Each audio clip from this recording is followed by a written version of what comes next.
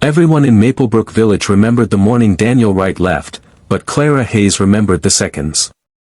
The way dust lifted under his shoes. The way his suitcase leaned slightly to the left, the handle cracked from years of use. The way he smiled before he spoke, as if rehearsing courage. The road out of Maplebrook was narrow, bordered by farmland that had outlived most ambitions. Daniel stood there with a single suitcase, clothes neatly pressed, hair trimmed sharper than usual. He already looked like someone halfway gone. "I won't be gone long," he said. Clara stood opposite him, her dress plain, clean, mended carefully at the seams. She came from land, not money. Her wealth was measured in acreage, not cash, passed quietly through generations. She didn't ask how long was. In Maplebrook, questions were often more dangerous than answers. "I just need time," Daniel added. "Time to build something real." His voice carried certainty, but his eyes didn't stay on hers for long. They drifted down the road instead, toward what waited beyond the fields. "When I come back," he said, taking her hands, "it'll be forever. No more waiting. No more dreaming. Forever." The word settled between them like a vow neither of them fully examined. Behind Daniel, his father, Richard Wright, leaned against a pickup truck polished more carefully than anything else he owned. Richard's boots were clean, his watch expensive, his expression impatient. He had clawed his way out of poverty through a small manufacturing business that taught him one lesson above all others: sentiment was a liability. Richard checked his watch. Twice. That small gesture planted itself quietly in Clara's mind. Daniel kissed her forehead, not her lips. "All right," he said. "You always do," Clara replied, managing a smile. As the truck pulled away, Clara noticed Daniel didn't look back right away. When he finally did, it felt practiced. The first letter arrived 3 weeks later. "The city is loud. But I think I can learn it." Clara folded it carefully and placed it in a tin box beneath her bed. That box had once held her mother's sewing needles. Now it held promises. Life in Maplebrook continued with familiar rhythms. Clara worked the land with her father, Henry Hayes, whose wealth lay entirely in soil and stubbornness. He never asked Clara why she turned down other suitors. He already knew. "He's chasing something bigger than us," Henry said once, quietly. "He's just trying," Clara replied. Henry said nothing more. Daniel's letters came regularly at first. Then less often. The paper changed, cleaner, thicker. One envelope bore the name of a hotel printed faintly at the top. Another carried a scent that didn't belong to Maplebrook. One line lingered longer than the others. "The city teaches you things you don't learn back home." Clara reread it many times, unable to tell if it was pride or warning. At night, she dreamed of Daniel standing at the same road, calling her name. Each time, the distance between them was longer.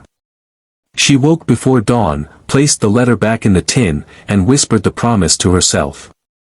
Forever still meant something. At least, it did to her. Time did not move the same way for Clara Hayes as it did for everyone else. In Maplebrook, years passed gently. Roofs aged. Children grew taller. Fields changed color with the seasons. Clara remained where she was meant to be, rooted to land her family owned but never flaunted.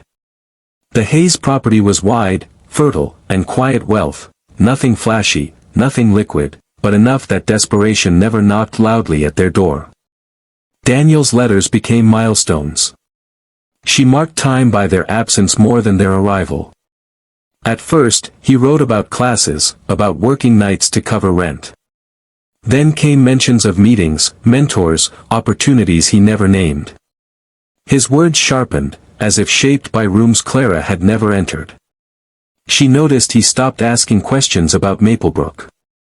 He no longer asked about her father's health or the harvest. One evening, as Clara repaired a fence with Henry, she asked, "Do people change, or do they just become louder versions of themselves?" Henry tightened a wire before answering. Some people grow. Others climb. That night, Clara reread Daniel's letters and noticed something she hadn't allowed herself to see before. He always wrote about what he was becoming. Never about who he was leaving behind. In the city, Daniel Wright learned quickly how power worked. His father, Richard, had taught him early that money was not comfort, it was leverage. Richard's small manufacturing company had clawed its way upward through ruthless efficiency, but it carried debt and quiet enemies. Daniel's education was not about passion. It was about escape. Daniel's first real promotion came after a presentation he hadn't slept through. That night, a woman named Ava Monroe congratulated him. "You don't talk like you came from money," she said, studying him. "But you think like someone who wants it." Ava came from a different world. Her family wealth was clean, old, and confidently invisible. She moved through corporate rooms the way Clara moved through fields, without apology. Daniel mentioned Maplebrook once. He mentioned Clara once. Ava didn't press. That silence became permission. Back in Maplebrook, Clara turned down another proposal at the market. "You're not waiting forever, are you?" the woman asked gently. Clara smiled. "Not forever. Just until he comes back." She said it easily. Too easily. That night, she dreamed of standing in a crowded city street, calling Daniel's name. He turned, but someone else held his arm. Years later, Daniel stood in front of a mirror adjusting a tie Clara would never have chosen. Ava watched him from the doorway. "You ever think about going back?" she asked. Daniel hesitated. "Sometimes." "But you won't," Ava said, not unkindly. "No," Daniel replied. "Not yet." He didn't realize how much that answer revealed. The letter that finally broke Clara's rhythm arrived without warning. "I'm coming home. I want you to meet someone." The words were careful. Controlled. Missing what mattered most. Clara folded the letter slowly. Her hands didn't shake, but her chest tightened. Meet someone. She walked outside and stood at the same road where Daniel had promised forever. The road looked unchanged. She wasn't. The day Daniel Wright returned to Maplebrook, the village sensed it before anyone announced it. A black sedan rolled down the dirt road, tires crunching where dust usually ruled. It stopped near the square, out of place among pickup trucks and tractors. People paused mid-conversation. Windows opened. Curiosity traveled faster than the car ever could. Clara stood at the edge of the square, basket in hand, when she saw him step out. Daniel looked taller. Broader.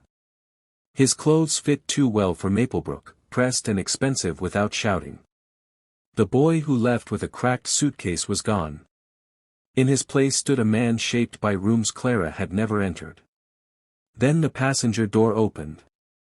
The woman stepped out slowly, heels steady on uneven ground. Ava Monroe moved with quiet confidence, her posture straight, her gaze observant. She wore elegance the way some people wore skin, effortlessly. A diamond caught the light on her hand, subtle but unmistakable. Clara saw it before Daniel spoke. "This is Ava," Daniel said, clearing his throat. "My wife." The word landed without warning, sharp and clean. Clara felt the world narrow, as if sound had been turned down. She extended her hand automatically. Ava took it, her grip firm, professional.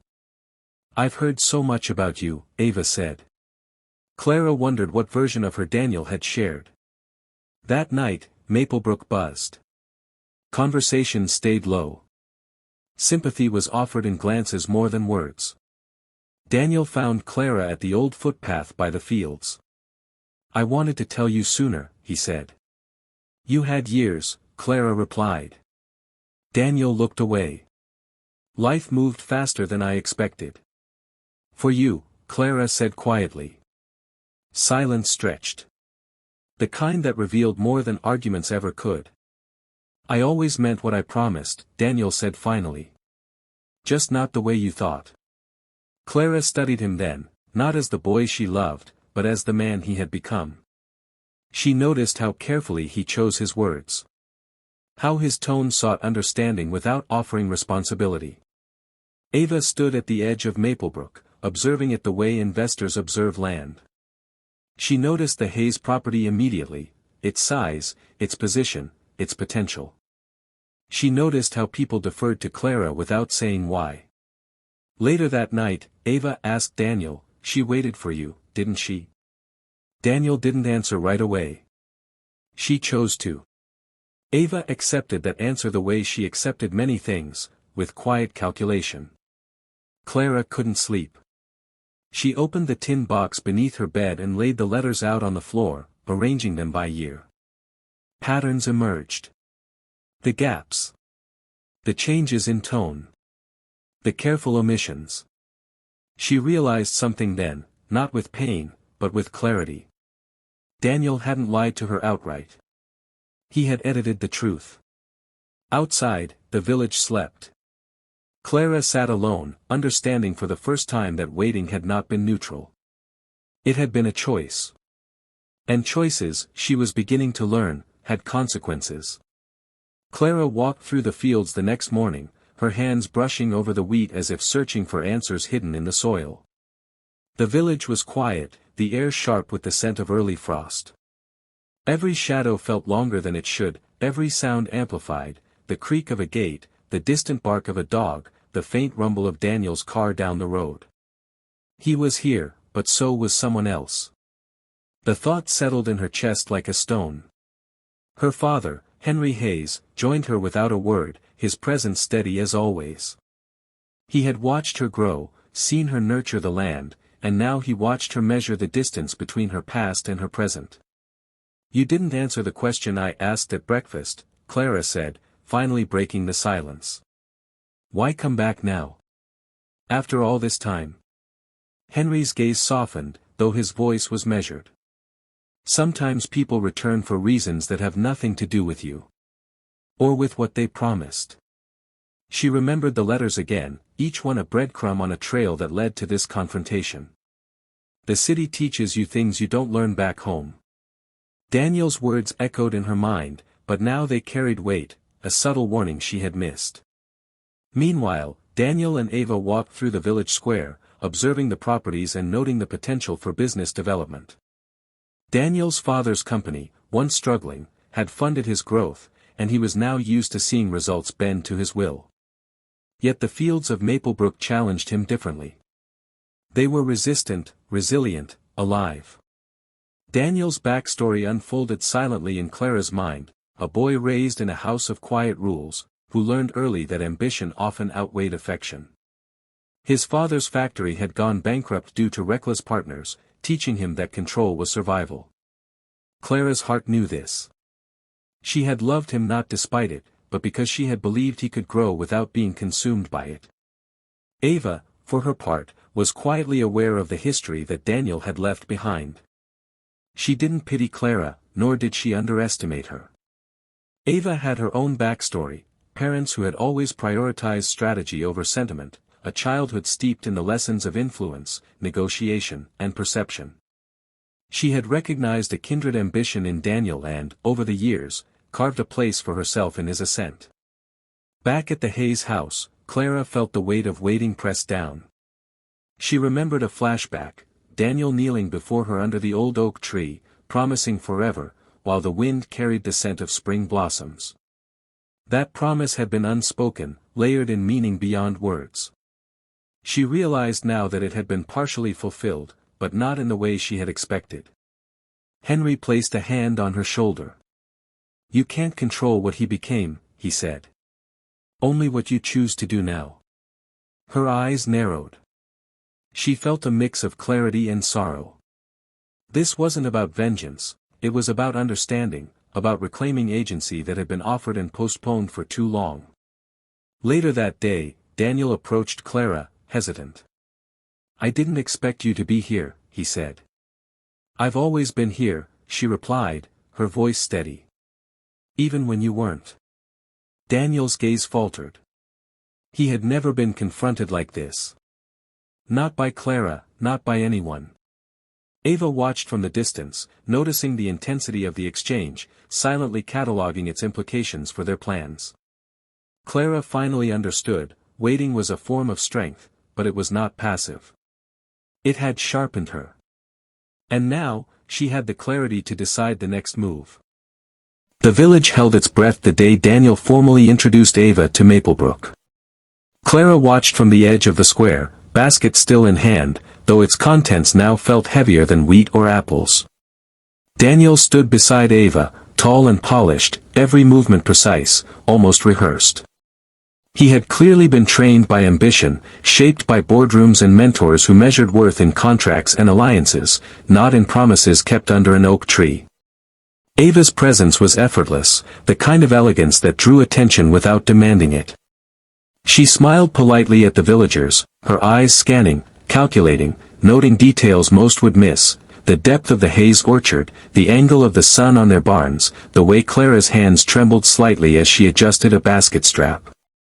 "Clara," Daniel said finally, stepping toward her.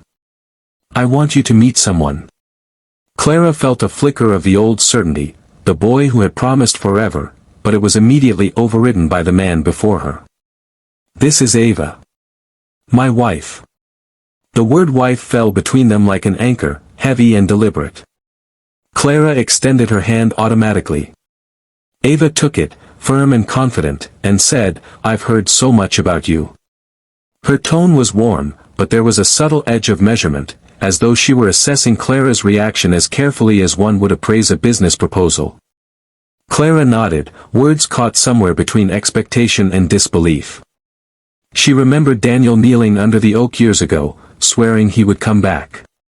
The flashback was vivid, wind rustling the leaves, a shy smile, hands gripping hers tightly. That promise had been broken, reshaped into something unrecognizable. The tension between past and present was thick. Daniel attempted an explanation, his voice cautious. "I wanted to tell you sooner." "You had years," Clara replied softly, her tone cutting, but not unkindly. "You could have been honest." Daniel's eyes flickered toward Ava. "Life moved faster than I expected," he admitted. "For you," Clara said, finally, and turned toward the fields, the earth beneath her feet grounding her resolve. Ava's expression didn't waver. She studied Clara, noting strength in the quiet composure, in the way she carried herself despite the rupture in expectations. She had learned early that appearances were often deceptive, and Clara's steady gaze revealed far more than her words. Daniel's backstory layered silently into the scene, a boy raised in fear of poverty, taught that love could not outweigh survival, shaped by a father who measured worth in efficiency and control, not tenderness. Ava's presence, polished by her own upbringing and calculated influence, had intertwined with Daniel's ambition seamlessly over years spent in the city. Later, when Clara returned home, she opened the tin box where Daniel's letters rested. The gaps and shifts in tone were evident now, no longer hidden under youthful hope. She traced her finger over a letter, "The city teaches you things you don't learn back home." Her understanding was crystallized. Daniel's journey, while sincere in part, had always been filtered through his ambition. The waiting had changed her, sharpened her perception, revealed strength she hadn't recognized in herself. Henry Hayes observed quietly as Clara placed the letters back into the tin. "You've always known the difference between waiting and wasting time," he said. "Now you see the shape of what's been waiting for you all along." Clara looked at the horizon, feeling the weight of clarity and the stirrings of action. The promise had been broken, but the story wasn't over. The choice, as it always had been, belonged to her.